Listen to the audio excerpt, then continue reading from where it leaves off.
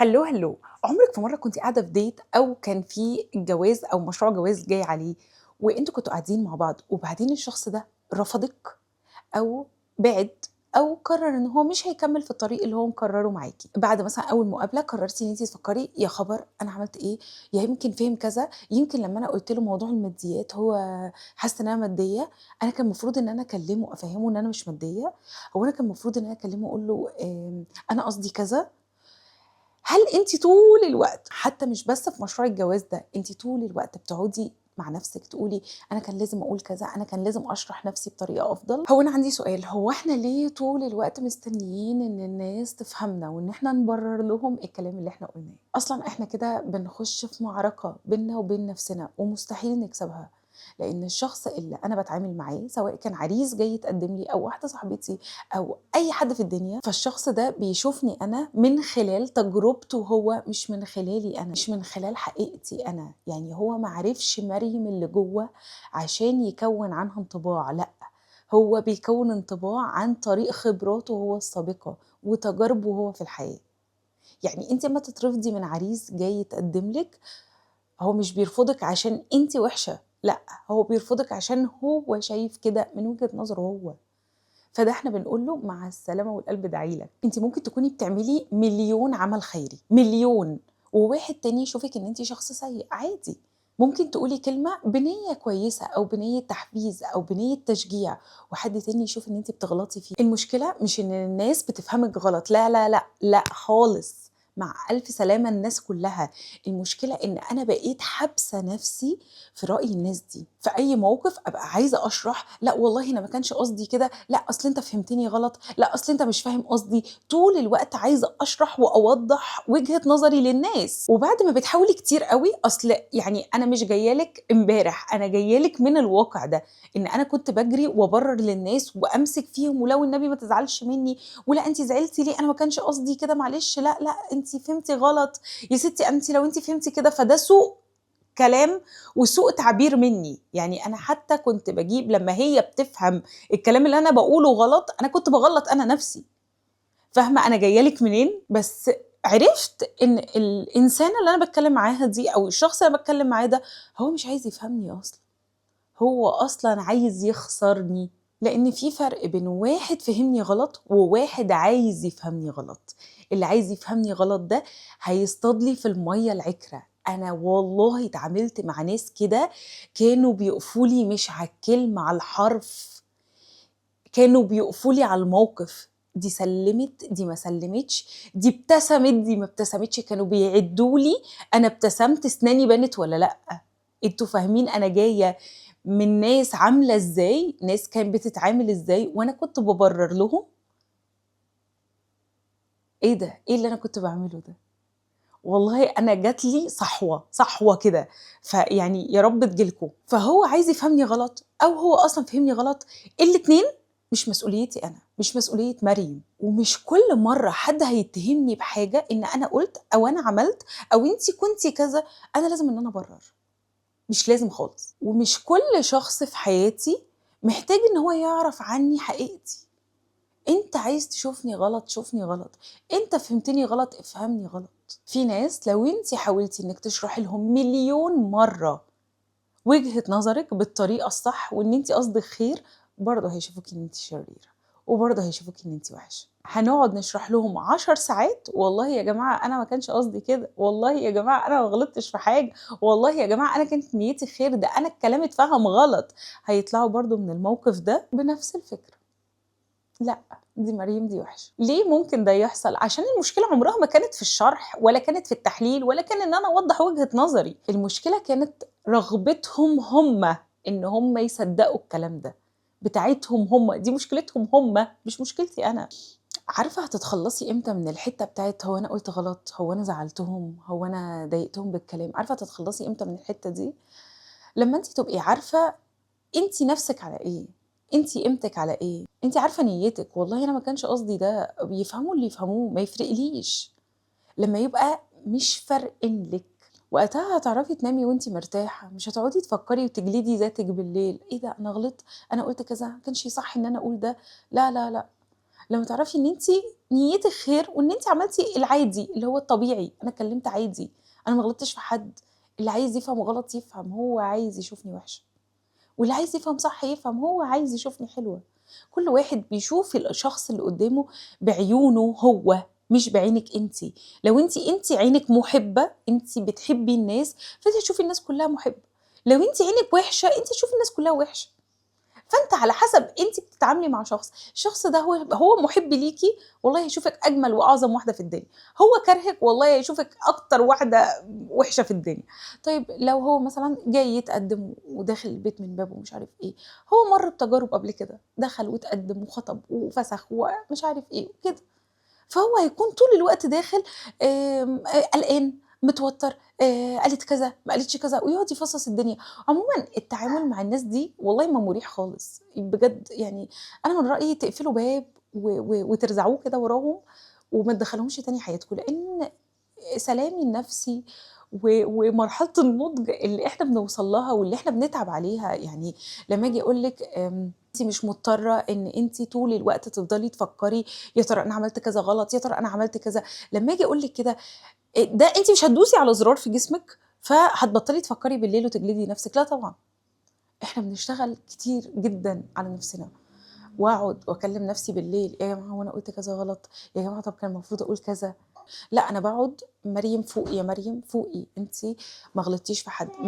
مريم أنتِ ما غلطتيش في حد، مريم اللي عايز يفهمِك غلط هيفهمِك واللي عايز يفهمِك صح هيفهمِك، مريم نامي، مريم اتطمني، مريم اهدي، طول الوقت باقعد أقول لنفسي كده، مرة ورا مرة ورا مرة بابتدي إن أنا أتخلص من الإحساس ده، بس ده بيحتاج تدريب وأيام.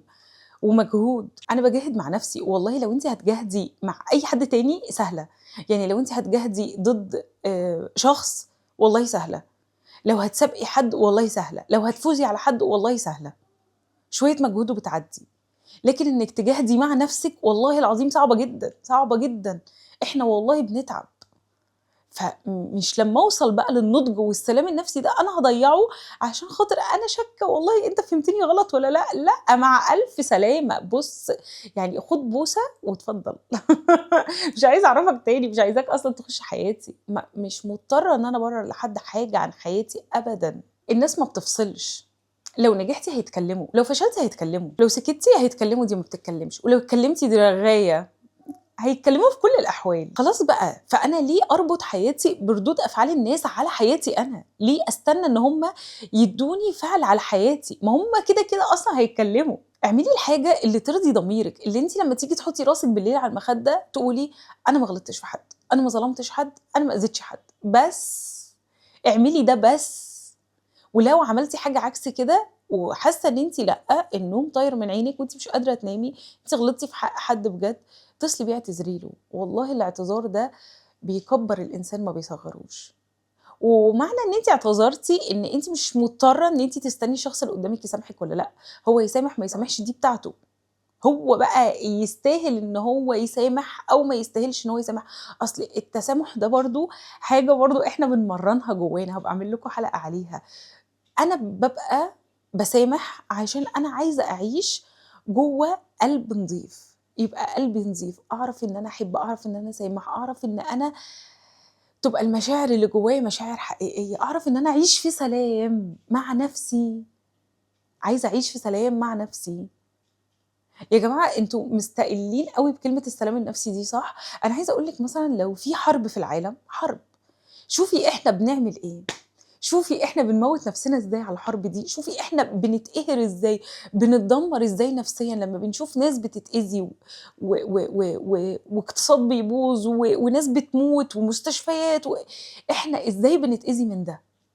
طيب لمّا ده ما بيبقاش موجود وبيبقى مثلًا أو حتى موجود بس بيبقى في سِنّة فرح، سِنّة فرح، شوفوا الناس بتبقى مبسوطة إزاي وإحنا كمان الموضوع ده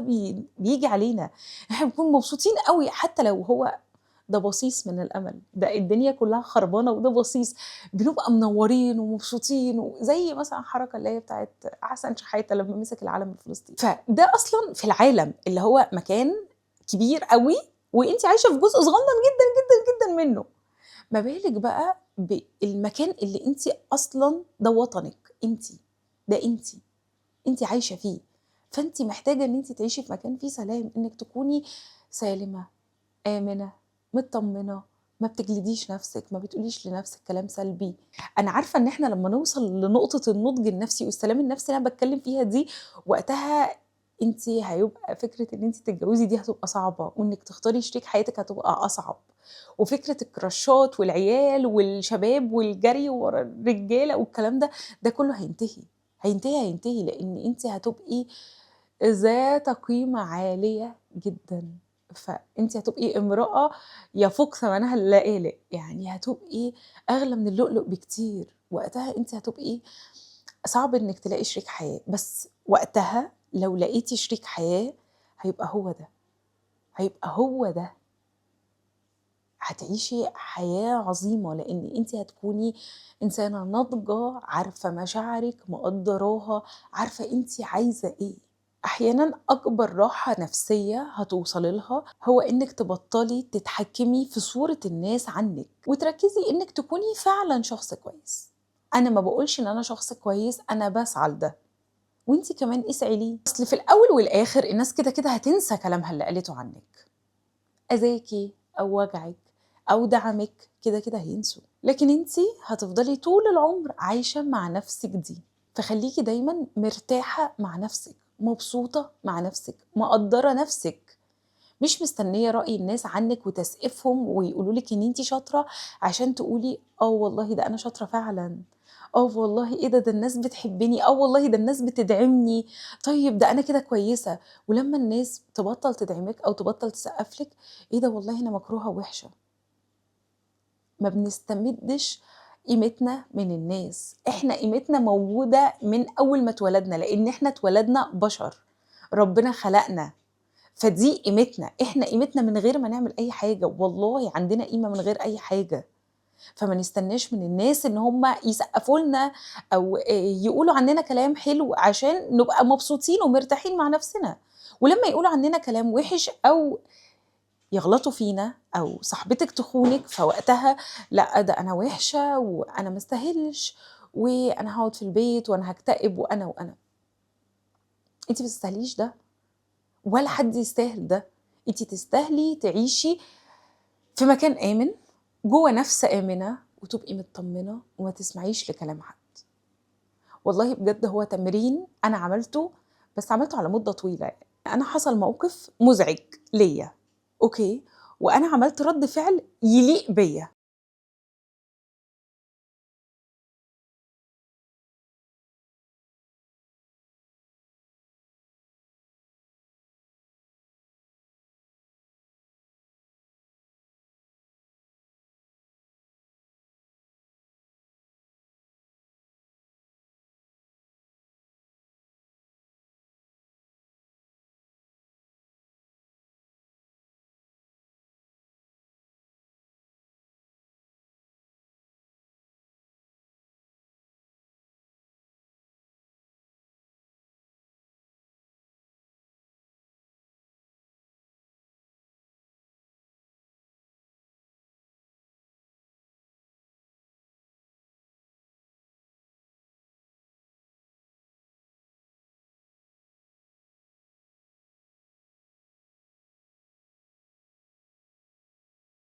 أنا هاحكي لكم موقف،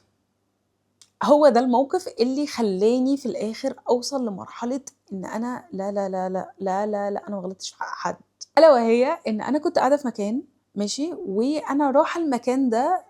يعني كخدمة أو يعني أوكي، أنا رُحت المكان ده فاتعرّضت لنوع من التنمر أو نوع من الإهانة المستترة، يعني حد بيهينني بس بيحط السم جوّه العسل. أوكي، فالشخص ده قال الكلام بإهانة جوّه العسل، فأنا وجّهت له الإهانة بشكل واضح وصريح من غير عسل، وخدت بعضي ومشيت. الناس دي بتقول عليَّ إيه دلوقتي؟ أنا مش مهتمة. طيب لمّا الناس اللي كانوا قاعدين معانا في القعدة بيقولوا لي ده هُم زعلانين عشان أنتِ قُلتِ كده، أنا باعمل إيه مع الشخص اللي وصّل لي الكلام؟ باقول له ببساطة الشخص اللي أهَنّي مش هو اللي أهَنّي، الشخص اللي أهَنّي هو اللي وصّل لي الكلام ده، اللي شتمك مش اللي شتمك الحقيقي، اللي شتمك اللي وصّل لك الشتيمة، فمن فضلِك ما توصّليش كلام تاني أو ما تتعامليش معايا تاني، أنتِ ليكِ حرية الاختيار. هو أنتِ يا مريم سهل إن أنتِ تخسري الناس؟ آه. أنا سهل جدًا إن أنا أخسر الناس مقابل إن أنا أكون راضية عن نفسي، أصل أنا هاستفاد إيه إن أنا حواليّا ناس بتأذيني، يا عم بناقص، مع السلامة. طيب وبعدين؟ وبعدين الناس دي ما بقِتش بتتعامل معايا خالص، خالص. طب وأنتِ زعلانة؟ أبدًا. طب أنتِ بالليل بتجلدي نفسِك، بتفكّري ده أنتِ أهنتِ، طب أنتِ عملتِ؟ أبدًا. طب لأ خالص، والله خالص، ومبسوطة جدًا إن أنا احترمت نفسي واحترمت ذاتي وخدت بعضي ومشيت، وإن أنا قررت إن أنا مش هاتعامل معاهم،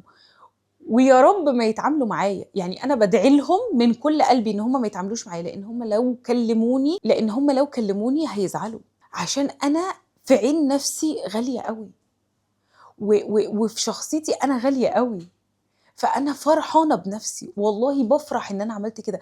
أنا عشان أوصل لده أنا قعدت كتير أوي، مريم أنتِ غلطتِ، مريم أنتِ ما كانش ينفع تقولي كده، أنا ما كنتش بانام بالليل، ما كنتش بانام من التفكير إن أنا باشيل الذنب،